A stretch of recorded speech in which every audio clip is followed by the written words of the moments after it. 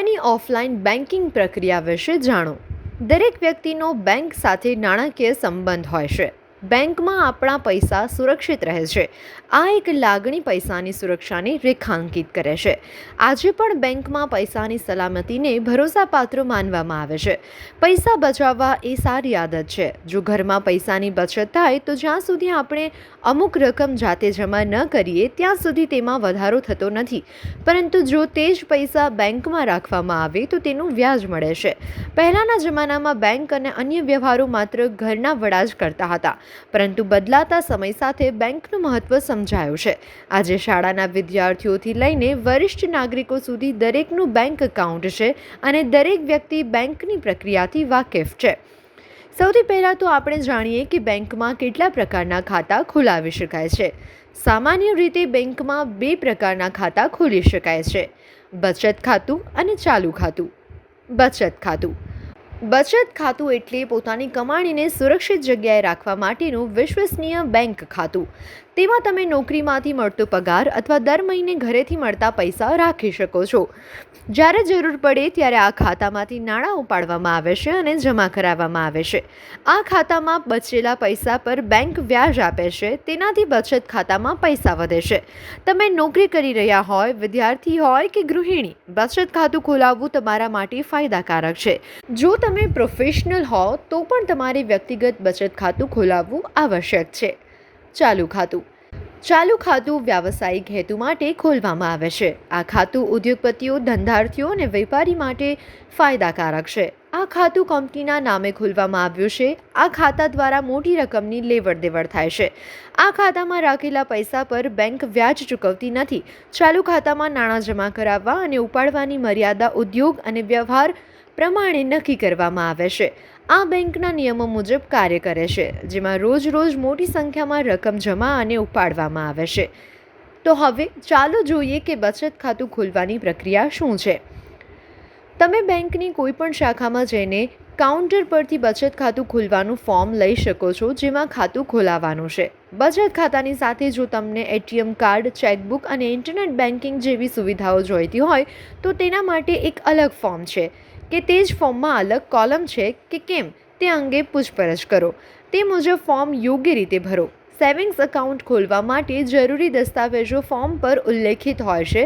તેમ છતાં તમારા મનમાં કોઈ પ્રશ્ન હોય તો બેંકના કર્મચારી કે અધિકારી સાથે વાત કરીને માહિતી મેળવી શકો છો.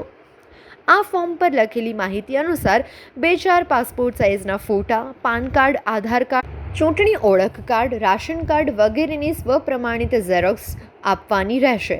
કેટલીક બેંકોને 1 કે 2 ગેરેન્ટરની જરૂર હોય છે, પરંતુ કેટલીક બેંકો ફક્ત તમારા ઓળખ કાર્ડ પર જ ખાતા ખોલે છે. ફોર્મ ભર્યા પછી તે ફોર્મ બેંકમાં સબમિટ કરો અને બેંકના નિયમો અનુસાર તેઓ લઘુત્તમ રકમ ભરીને તમારું ખાતું શરૂ કરી શકે છે. કેટલીક બેંકોમાં કોઈ પણ રકમ વગર પણ ખાતું ખોલાવી શકાય છે.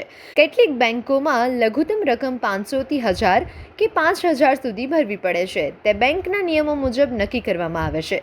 બેંક ખાતું ખોલ્યા પછી તમને એક વ્યક્તિગત એકાઉન્ટ નંબર મળે છે, જેમાં તમે પૈસા જમા કરી શકો છો. પૈસા ભર્યા પછી ખાતું ખોલવામાં આવે છે અથવા 2 દિવસ પછી એકાઉન્ટ એક્ટિવેટ થાય છે. ATM card, online banking, username અને પાસવર્ડ જેવી સેવિંગ એકાઉન્ટ સુવિધાઓ થોડા દિવસો પછી ઉપલબ્ધ થાય છે. કેટલીક બેંકો ખાતું ખોલાવતી વખતે ચેકબુક આપે છે, તેથી કેટલીક બેંકો થોડા દિવસો પછી ચેકબુક આપે છે. ખાતું ખોલાવતી વખતે લગભગ તમામ બેંકો પાસબુક આપે છે. રોકડ જમા અને ઉપાડ. બચત ખાતું ખોલાવ્યા બાદ તેમાંથી રકમ જમા ઉપાડ કરવામાં આવે છે. બેંકમાં પૈસા અને ચેક જમા કરાવવા માટે ડિપોઝિટ સ્લીપ ભરવાની રહેશે અને પૈસા ઉપાડવા ઉપાડની સ્લીપ ભરવાની રહેશે. ચેક દ્વારા પણ પૈસા ઉપાડી શકાય છે. પૈસા જમા કરાવવા માટે કેશ ડિપોઝિટ સ્લીપ ભરવાની રહેશે. જે ખાતામાંથી પૈસા ઉપાડવાના છે તેની માહિતી સ્લીપમાં લખવાની રહેશે. સ્લીપની એક બાજુ પ્રાદેશિક ભાષામાં લખવાની સુવિધા છે, ઉદાહરણ તરીકે હિન્દી અથવા ગુજરાતીમાં, અને બીજી બાજુ અંગ્રેજીમાં માહિતી લખવાની સુવિધા છે. સ્લીપ 2 ભાગોમાં વહેંચાયેલી છે. પૈસા ભર્યા બાદ સ્લીપનો એક ભાગ બેંકના અધિકારી પાસેથી તેના પર સ્ટેમ્પ લગાવીને રસીદ તરીકે ગ્રાહકને પરત આપવામાં આવે છે અને બીજો ભાગ બેંક પાસે રાખવામાં આવે છે. બંને બાજુઓ સમાન માહિતી લખેલી હોય છે. તેમાં કઈ તારીખે પૈસા જમા થઈ રહ્યા છે, ખાતાનો પ્રકાર, ખાતા નંબર, ખાતાધારકનું નામ, કઈ બ્રાન્ચમાં પૈસા જમા થઈ રહ્યા છે અને કઈ બ્રાન્ચમાં ખાતું રાખવામાં આવ્યું છે, આ બધી જ માહિતી લખવાની હોય છે.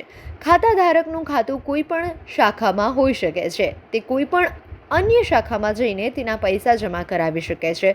આ સિવાય ખાતા ધારકના મોબાઈલ નંબર જેવી માહિતી આપવી પણ જરૂરી છે. જો તમારે રોકડ રકમ ભરવાની હોય તો તેમાં કેટલાક રૂપિયાની નોટો અને સિક્કા છે અને તમે કેટલી રકમ ચૂકવવાના છો તેની સંપૂર્ણ વિગતો આપવી જરૂરી છે.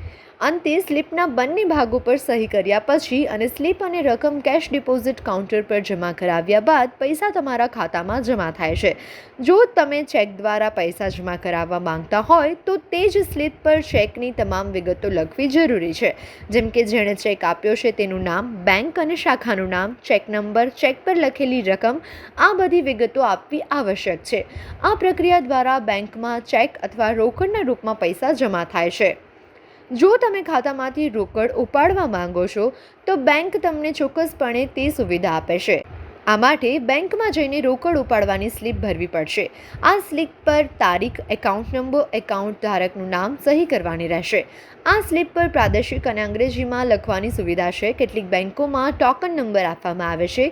તમારા નંબર પર કોલ કરવા પર તમારે કાઉન્ટર પરથી તમારી રોકડ રકમ સ્થળ પર જ ગણીને સ્વીકારવી પડશે. આ રીતે બેંકમાંથી રોકડ ઉપાડી શકાય છે. તેવી જ રીતે જો તમારે તમારા ખાતામાંથી રોકડ ઉપાડવા માંગતા હોય તો તમે તમારા અકાઉન્ટ ચેક દ્વારા પણ ઉપાડી શકો છો. તેથી જ ચેક પર સ્વ લખવું જરૂરી છે, જેનો અર્થ છે કે હું મારા માટે પૈસા ઉપાડવા માંગુ છું. ઉપાડવાની રકમ શબ્દો અને આંકડાઓમાં લખો અને ચેક પર સહી કરો. રોકડ ઉપાડની સ્લીપ ભરો અને તે ચેક કાઉન્ટર પર જમા કરો. આ રીતે ચેક દ્વારા પણ રોકડ ઉપાડી શકાય છે. પાસબુક અપડેટ કરવી. બેંકમાં ખાતું ખોલાવ્યા બાદ તમને પાસબુકમાં પણ આપવામાં આવે છે. આ પાસબુકમાં જમા કરાયેલા નાણાં, ઉપાડેલા નાણાં અને બાકીની રકમની સંપૂર્ણ વિગતો આપવામાં આવે છે. કઈ તારીખે રકમ ઉપાડી કે જમા કરવામાં આવી, કોને પૈસા ટ્રાન્સફર કરવામાં આવ્યા અને કોના ખાતામાં પૈસા જમા થયા. એટીએમમાંથી ઉપાડેલા પૈસાની તમામ વિગતો પાસબુકમાં ઉપલબ્ધ હોય છે. આ વિગતો સમયાંતરે પાસબુક પર ભરવાની જવાબદારી ખાતાધારકની હોય છે. આ વિગતો ભરવા માટે દરેક બેંક પાસે અલગ કાઉન્ટર છે. તમે ત્યાં જઈને આ વિગતો મેળવી શકો છો. પાસબુક પ્રિન્ટ કરાવવા માટે દરેક બેંકમાં અથવા નજીકના એટીએમ સેન્ટરમાં એક મશીન પણ છે. તેમાંથી પાસબુકમાં એન્ટ્રી કરાવી શકો છો. લોનની સુવિધા. તમારે જાણવું જોઈએ કે બેંક તમને બચત ખાતાની સાથે લોન આપવાની સુવિધા પણ આપે છે. બેંકમાં વિવિધ પ્રકારની લોન ઉપલબ્ધ હોય છે. પર્સનલ લોન, હોમ લોન, વાહન લોન વગેરે. આ માટે લોન વિભાગ દરેક બેંકમાં કામ કરે છે અથવા તો કોઈ અધિકારી આ જવાબદારી નિભાવે છે. તમે અહીંથી લોન અરજી માટે ફોર્મ મેળવી શકો છો. તેના પર તમામ નિયમો અને શરતો, જરૂરી દસ્તાવેજો, જરૂરી ઓળખપત્ર, તેના વિશેની તમામ માહિતી હોય છે. આ સિવાય અરજદારને આખી પ્રક્રિયા યોગ્ય રીતે સમજાવવામાં આવે છે. પરંતુ દરેક લોન માટે બેંક કેટલીક મૂળભૂત બાબતોનું ધ્યાન રાખે છે. ઉદાહરણ તરીકે, માસિક આવક, માસિક બચત, અર્ધવાર્ષિક બચત, અરજદાર યોગ્ય રીતે અને નિયમિત રીતે કર ચૂકવે છે કે નહીં, આ તમામ બાબતો બેંકની જરૂરિયાત મુજબ હશે અને બેંકના નિયમો અનુસાર. જો તમે બેંકમાં તમામ દસ્તાવેજો જમા કરાવો છો તો તમારી લોન ચોક્કસપણે મંજૂર થઈ જશે.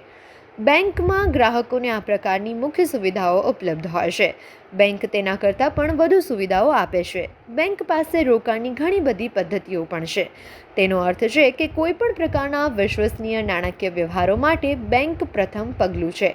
તમારે વધુ માહિતી માટે અત્યારે જ નજીકની કોઈ બેંકની મુલાકાત લેવી જોઈએ.